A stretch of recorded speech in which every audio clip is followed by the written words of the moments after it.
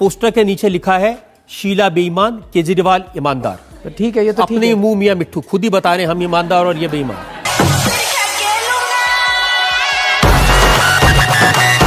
जब भी कोई आदमी आता है बीजेपी या कांग्रेस या किसी और भी पार्टी का और हमारी पार्टी में आना की टिकट लेना चाहता है, मैंने जैसे बताया कि हम एक एक आदमी की जांच करा रहे हैं। जब कोई दूसरी पार्टी छोड़ के आता है तो उसकी 3 गुना जांच कराते हैं हम लोग। जिनकी आपने 3 गुना जांच कराई उनकी थोड़ी जांच मैंने भी कराई। हाँ, बता दीजिए। उत्तम नगर विधानसभा से आपने टिकट दी है देशराज राघव को। इनको माना जाता है राशन माफिया।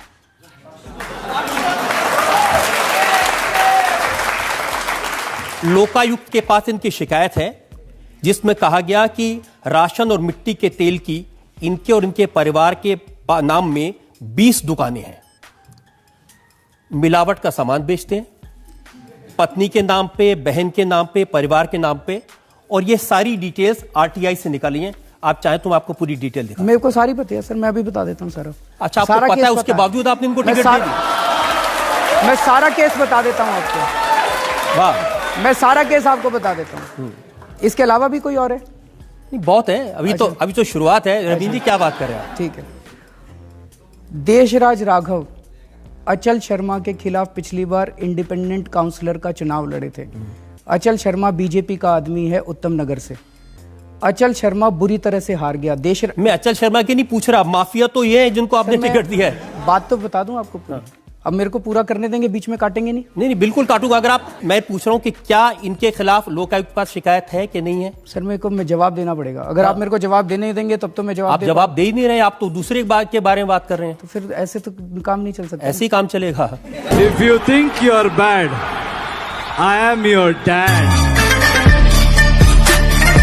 जब राजनीति में आए तो ऐसे सख्त सवालों के जवाब देने पड़ेंगे। तो मैं जवाब देने अब आप बच नहीं सकते इन चीजों से। तो बता तो रहा हूं मैं। अगर आप बेईमान आदमी को टिकट देंगे तो सवाल तो पूछे जाएंगे आपसे। तो आप जवाब ही नहीं देने दे रहे, आप सवाल ही पूछ रहे हैं। आप जवाब नहीं दे रहे हैं ना।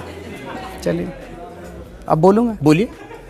मेरे को बात पूरी करनी पड़ेगी, बिकॉज वो बात पूरी। आप बात बोल नहीं रहे, बार बार घुमा रहे हैं। आप बार बार कह रहे हैं मुझे बोल नहीं दे रहे, लेकिन बोल नहीं रहे। मैं तो चुप हूं, बोलिए। अचल शर्मा को इन्होंने पिछली बार हराया था। आप अचल शर्मा के पीछे पड़े। सर, ये अचल शर्मा की कंप्लेंट है। ये अचल शर्मा की कंप्लेंट है। मैं आपसे पूछ रहा हूं कि देशराज राघव, सर, ये नहीं है उनके दुकान। एक भी दुकान देशराज राघव के सामने अगर आप साबित कर दें, हम अपनी पार्टी बंद कर देंगे। नहीं, ये प्रूफ है। ये आरटीआई से इंफॉर्मेशन आई है। ये प्रूफ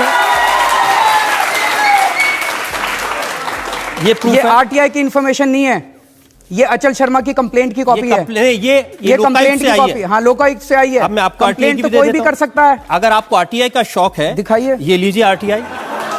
ये आरटीआई की कॉपी है। इसके बाद भी एक और आरटीआई हुई थी। इसके बाद एक और आरटीआई आई थी। एक मिनट सुनिए। क्या बात हुई? ये आरटीआई दे दी आपने, इसके बाद एक और आरटीआई होगी। सुनिए तो सही, आप मेरी बात नहीं सुन रहे। ये जो आरटीआई आई थी, एक मिनट, ये देशराज राघव के खिलाफ एक आरटीआई है।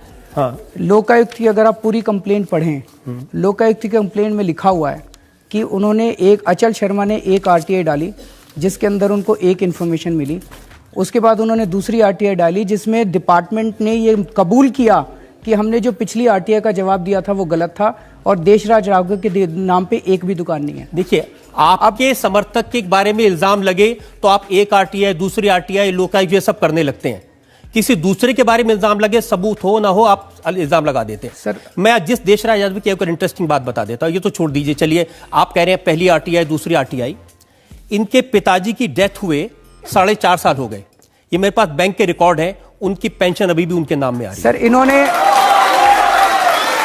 इन्होंने देशराज राघव ने बैंक को और डिपार्टमेंट को उसी टाइम लिख दिया था। अगर आप मेरे को बताते, इतने दूध के धुले कि बैंक को कह दिया पिताजी के पेंशन मत देना, मरे हुए 4.5 साल हो गए। कह दिया था सर। क्या बात कर रहे हैं? मैं आपको चिट्ठी की कॉपी दिखा देता हूं। मैं आपको चिट्ठी की कॉपी दिखा देता हूं। बैंक की कॉपी है। अभी हाल ही में बैंक में जमा हुए पैसे। हाँ, तो सर इसमें से उन्होंने 4 साल पहले जब उनके पिताजी की डेथ हुई थी, उन्होंने जो चिट्ठी लिखी थी बैंक को, वो चिट्ठी की कॉपी अगर आप मेरे को पहले बताते, हाँ, मैं वो सारे सबूत लेके आ जाता आपके पास। आप पहले आदमी जो मुझे कह रहा है आपकी अदालत में आया तो मुझे पहले बता देता, क्या कर रहा है। तो सर, अगर आप ये डॉक्यूमेंट्स दिखा रहे थे, ये तो वन साइडेड डॉक्यूमेंट्स है ना। ये तो वन साइडेड डॉक्यूमेंट आपने भी, मैं आपको काउंटर देने के लिए तैयार हूं। जब लोगों पर इल्जाम लगाए हैं ना, तो वन साइडेड डॉक्यूमेंट पर लगाए हैं। हाँ, तो सर आप तो उसके बाद आप जब प्रेस कॉन्फ्रेंस करते हैं जिसके खिलाफ में, उसको पहले बता देते हैं मैं आपके खिलाफ ये बोलने वाला हूं, अब जवाब लेके आ जाओ।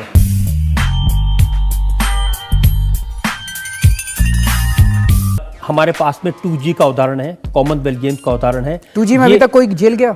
बहुत सारे लोग जेल गए। कौन कौन गया? ए राजा जेल वो तो गए। बाहर आ गए, वो तो बेल हो गई। आप क्या कह रहे हैं, जिंदगी भर मुकदमा चलता रहे, वो जेल में ही रहे? तो बताइए, यही तो मैं कह रहा हूँ, जिंदगी भर मुकदमे चलते रहते हैं। आप एक और आपकी अदालत कीजिएगा जब जेल हो जाए। जेल नहीं होने वाली, किसी को जेल नहीं होने वाली। सुप्रीम कोर्ट की निगरानी में जो जांच हो रही है, सुप्रीम कोर्ट की निगरानी में जो मुकदमा चल रहा है, उस पर भी आप, यानी सुप्रीम कोर्ट भी ठीक नहीं है, सीबीआई भी ठीक नहीं है, सरकार भी ठीक नहीं है, सब चोर है। अरविंद केजरीवाल दूध के दूल्हे हैं।